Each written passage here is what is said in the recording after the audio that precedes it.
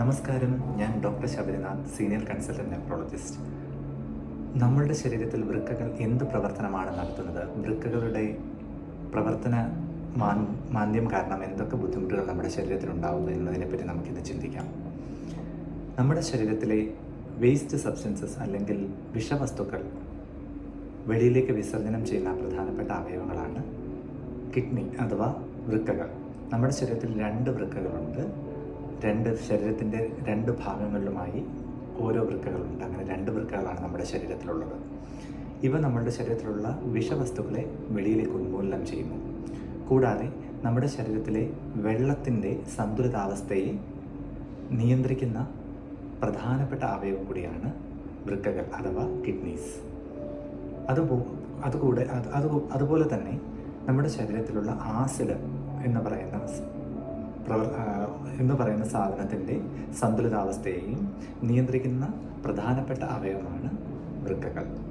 അപ്പോൾ നമ്മുടെ ശരീരത്തിൽ വൃക്കകൾ പ്രവർത്തനരാഹിത്യത്തിലേക്ക് പോയി കഴിഞ്ഞാൽ എന്ത് സംഭവിക്കുമെന്ന് വെച്ചാൽ, ഈ വിഷവസ്തുക്കൾ ശരീരത്തിൽ ധാരാളമായി അടിഞ്ഞുകൂടുകയും അതുപോലെ തന്നെ വെള്ളം നമ്മുടെ ശരീരത്തിൽ അമിതമായി അടിഞ്ഞുകൂടുകയും ആസിഡിൻ്റെ അളവ് ക്രമാതീതമായി വർദ്ധിക്കുകയും ചെയ്യും. തന്മൂലം രോഗിക്ക് വളരെയേറെ ബുദ്ധിമുട്ടുകളുണ്ടാകുന്നു. വെള്ളം ശരീരത്തിൽ അമിതമായി കൂടുമ്പോൾ ശരീരത്തിൽ ആസകലം നീര് വരാനുള്ള സാധ്യതയുണ്ട്. വിഷവസ്തുക്കൾ ശരീരത്തിൽ കൂടിയാൽ എന്ത് സംഭവിക്കും? ശരീരത്തിന് അമിതമായ ക്ഷീണമുണ്ടാവാം, അമിതമായ ഛർദി ഉണ്ടാവാം.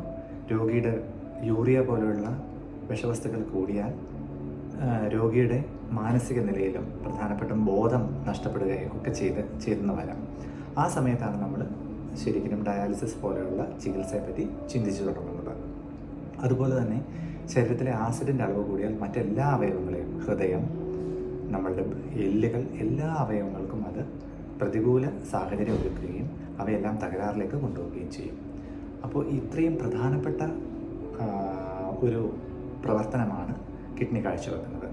അതുപോലെ തന്നെ കിഡ്നി തകരാറായി കഴിഞ്ഞു കഴിഞ്ഞാൽ സ്വാഭാവികമായും മറ്റ് അവയവങ്ങൾ, ഹൃദയം പോലുള്ള മറ്റ് അവയവങ്ങളും തകരാറിലേക്ക് പോകാനുള്ള സാധ്യത വളരെയേറെയുണ്ട്.